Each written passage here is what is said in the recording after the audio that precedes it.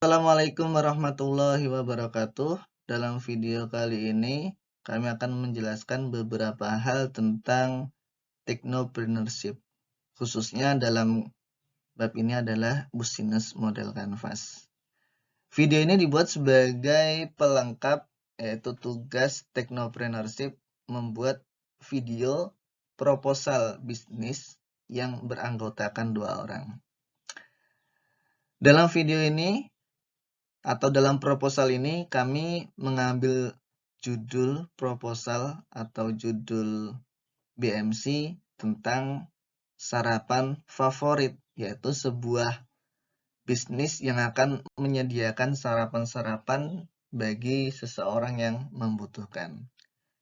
Tugas ini dibuat oleh 2 orang, yaitu saya Khairul Huda dan juga teman saya Muhammad Adrian S. Kita awali dengan kalimat Bismillahirrahmanirrahim. Semoga penjelasan ini dapat difahami oleh semuanya dan dapat dipraktekkan. Nah, kita awali dengan sebuah quotes dari Mark Zuckerberg. I think the simple rule in business is to do the easiest thing first. Then you can make a lot of progress. Dalam bahasa Indonesia, menurut saya aturan sederhana dalam bisnis yaitu melakukan hal yang paling mudah terlebih dahulu. Setelah itu barulah Anda bisa melakukan banyak hal. Jadi seperti itulah awal dari sebuah bisnis. Kami membuat sesuatu yang sederhana. Ketika bisnis itu berkembang, maka kami akan bisa menjalankan sesuatu yang lebih besar. Dalam video ini akan berisikan 3 judul. Yang pertama yaitu Get Started BMC Explanation in Outline. Kita awali dengan pengertian BMC secara garis besar. Kemudian bab 2, Learn More Explanation of the 9 Element BMC, atau penjelasan tentang 9 elemen BMC. Kemudian bab 3, Practice Try to create 9 BMC element. Nah, kita akan mencoba membuat 9 elemen BMC tentang tugas kita. Nah, kita mulai dari bab 1, Get Started BMC Explanation in Outline. Pengertian BMC secara garis besar. Business Model Canvas atau biasa disingkat BMC secara garis besar dapat kita bagi menjadi 3 poin. Poin yang pertama yaitu BMC merupakan salah satu alat untuk membantu kita melihat lebih akurat bagaimana rupa usaha yang sedang atau akan kita jalani. Jadi BMC ini merupakan sebuah alat atau salah satu alat untuk melihat gambaran bisnis kita, membantu kita melihat lebih akurat tentang bisnis kita.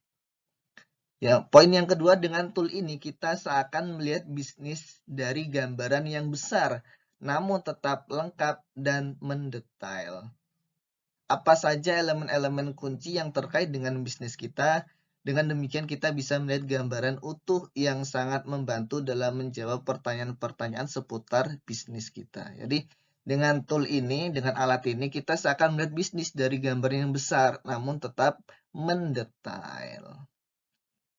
Poin yang ketiga yaitu dengan mengevaluasi satu demi satu elemen-elemen kunci, kita jadi lebih mudah menganalisis apa yang kurang tepat dan pada akhirnya kita bisa mengambil langkah untuk mencapai tujuan bisnis kita. Lanjut ke bab 2, Learn More Explanation of the 9 Element BMC. Kita akan mencoba mempelajari 9 elemen BMC. Nah, jadi BMC, Business Model Canvas, itu memiliki tabel atau gambar seperti berikut. Bagaimana cara membacanya? Dalam bisnis konvensional kita membacanya mulai dari sisi kanan, namun tidak berurutan.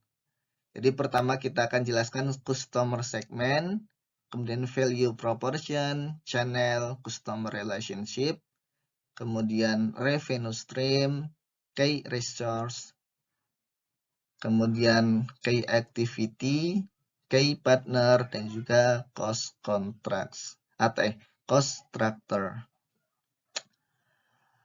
Kita mulai dengan customer segment. Customer segment adalah kelompok target konsumen yang akan kita sasar untuk menjadi pelanggan. Hal yang harus diperhatikan dalam segmentasi pelanggan adalah kita harus benar-benar bisa mendefinisikan secara spesifik siapa target pasar kita. Jadi tentukan siapa target pasar kita.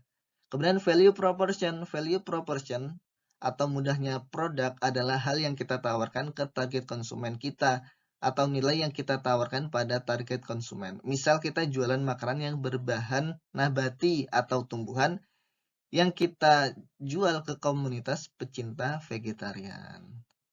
Kemudian channel merupakan cara yang akan kita gunakan untuk memberikan value proposition ke konsumen. Channel bisa juga disebut bagaimana cara kita untuk menyampaikan atau menjual produk kepada konsumen.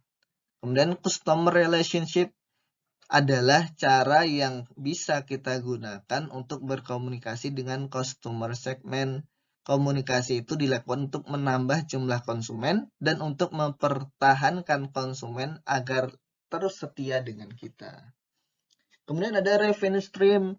Sebuah bisnis yang baik dan mantap harus memiliki arus pendapatan atau revenue stream yang sangat jelas dan masuk akal. Sebuah bisnis yang menawarkan produk tentu menghasilkan pembayaran atas produk yang diberikan.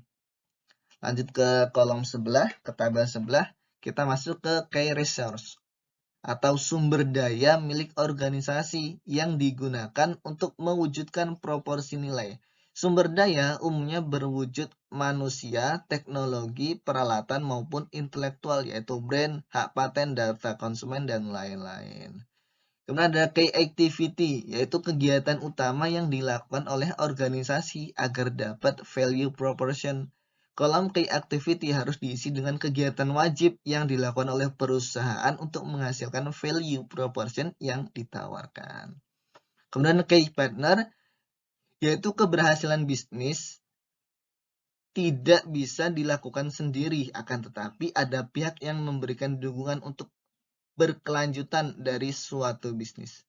Menggandeng partner yang melengkapi kemampuan yang kita miliki akan meningkatkan peluang keberhasilan bisnis. Dengan memiliki partner, dengan kunci-kunci key resource, key activity, dan key partner, bisnis kita akan bisa lebih berjalan dengan baik.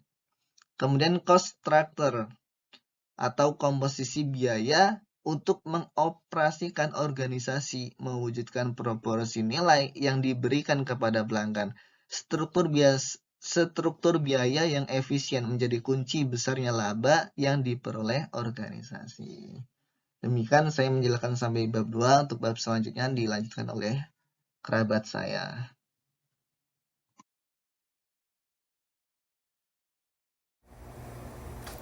Assalamualaikum warahmatullahi wabarakatuh. Terima kasih Mas Khairul Huda atas presentasinya dari materi 1 dan 2. Di sini saya akan melanjutkan untuk materi ketiga, yaitu practice try to create 9 BNC element.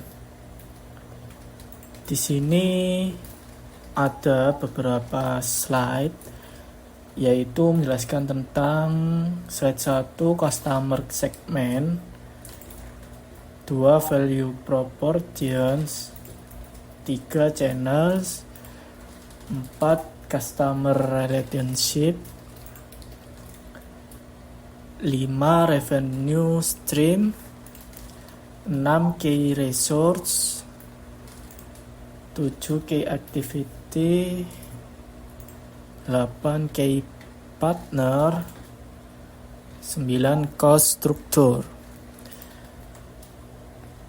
Dari 9 slide tersebut, di sini saya akan jelaskan langsung saja untuk pada tabel bisnis model kanvasnya. Saya jelaskan dari sisi kanan. Dalam tabel ini itu adalah menyambung dari sini. Orang-orang yang sibuk dan tidak sempat membuat sarapan sendiri, saya masukkan ke dalam dan saya bentuk di dalam tabel bisnis model Canvas. Maka dari itu saya akan menjelaskan saja langsung dari tabel bisnis model Canvas yang saya buat beserta Mas Hoirul Huda. Di sini customer segment yaitu memberikan penjelasan orang-orang yang sibuk dan tidak sempat membuat sarapan sendiri. Terus ada orang-orang yang menyukai variasi menu sarapan. Customer segment di sini adalah pasar dari segmen tersebut, yaitu orang yang terburu-buru biasanya saat berangkat kerja ataupun sekolah ataupun banyak aktivitas yang lain yang membuat kita tidak sempat untuk sarapan di pagi hari. Dan pasar segmen kedua yaitu orang-orang yang menyukai variasi menu sarapan. Nah, orang-orang yang menyukai menu variasi sarapan tersebut biasanya mementingkan untuk kalori atau protein atau vitamin dari makanan tersebut biar bervariasi di dalam kesehariannya. Oke, saya lanjut. Customer relationship memberikan pelayanan yang cepat, ramah, dan higienis, memberikan diskon, promo, dan bonus untuk pelanggan setia, mengumpulkan feedback dan testimoni dari pelanggan. Di sini saya coba menjelaskan untuk memberikan pelayanan yaitu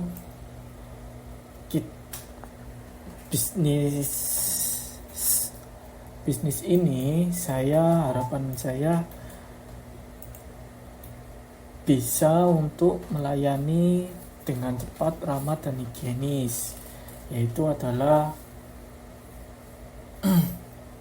pelayanan yang saya berikan. Untuk diskon itu mungkin saya berikan saat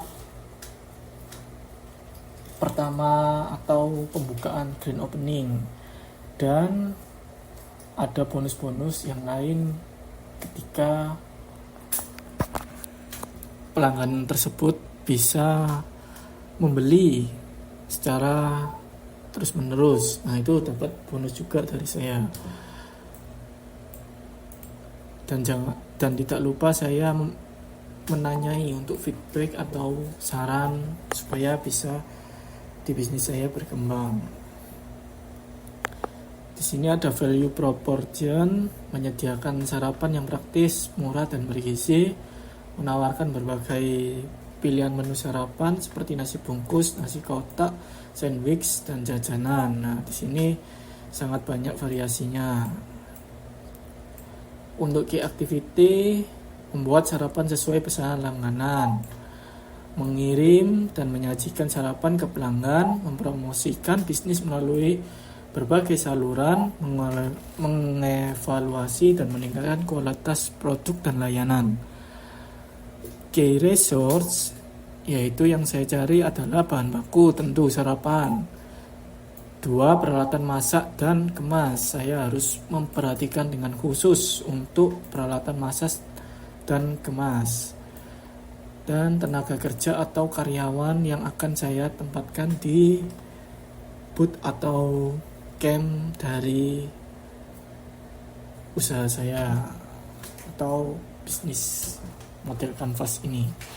Key partners, pemasok bahan baku sarapan. Di sini saya mencari untuk pilihan bahan baku yang terbaik dan tentunya yang murah, yang cocok untuk penunjang dari kos saya. Mitra bisnis lain yang relevan, media influencer yaitu sebagai iklan, pengembang website dan aplikasi online. Di sini saya ingin juga mengembangkan untuk website dan aplikasi online. Lanjut, revenue stream kisaran 25-55 juta. Penjualan sarapan secara eceran atau paket 25 juta. Iklan dan sponsor.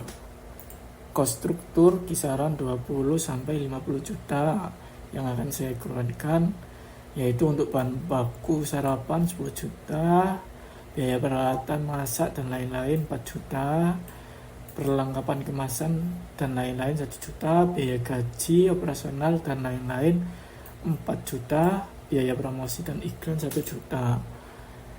Dari kisaran 20-50 juta ini mungkin yang paling relevan adalah saya ambil 30 juta, dan total revenue dan iklan saya ambil totalnya adalah 60 juta. Mungkin sekian dari penjelasan materi 3 praktis try to create 9 BNC element dari saya Muhammad Andrian Solahuddin dan rekan saya Mas Khairul Huda. Saya sampaikan terima kasih dan mohon maaf jika ada kekeliruan kata ataupun kata-kata yang salah dalam pengucapan. Saya mohon minta maaf. Wassalamualaikum warahmatullahi wabarakatuh.